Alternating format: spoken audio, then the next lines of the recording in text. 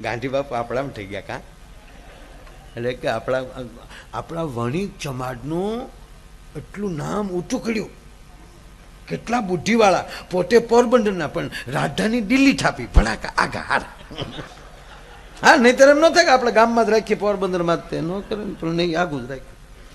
ગાંધી બાપુને એકવાર આમ નેહરુ દાદા ને વલ્લભભાઈ ને બધા બીજા 2-5 જણા હતા અને મજાકે સડી ગયા. તો ગાંધી બાપુને પૂછ્યું, આ તો હકીકત હો, પાછું આ તો લખેલું વાંચ્યું મેં. ગાંધી બાપુને પૂછ્યું, મોટા માણસ હોય ને, મહાપુરુષો, એ આનંદી તો હોય જ તે, પણ મેં કીધું ને આજુબાજુ વાળા એનો આનંદ ન થવા દે. એટલે આને આ તો બધા હાવ લેરી જતા. એમાં એક દી પૂછ્યું કે ગાંધી બાપુને કે હે બાપુ, વિશ્વ સુંદરીમાં નામ આપવું હોય તો એવું કયું નામ તમારી પાસે? આ દુનિયામાં રૂપાળું કોણ? એ કે કસ્તુરબા. કસ્તુરબાનું જેને મોઢું જોઈને બધાને ખબર હશે, રાખના ઢગલે પાણીના સાટા નાખ્યા હોય, હિતળામાંની કૃપા થઈ ગયેલી હતી.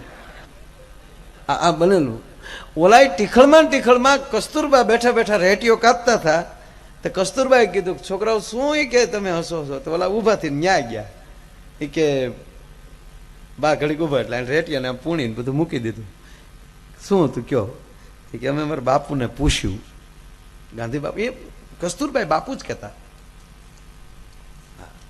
કે અમે બાપુને પૂછ્યું કે અત્યારે વિશ્વ સુંદરીમાં નામ કોઈનું લેવું હોય તો દુનિયામાં રૂપાળું કોણ? તા કસ્તુરબા ઉતાવળા છે, કોનું કીધું કયો તો?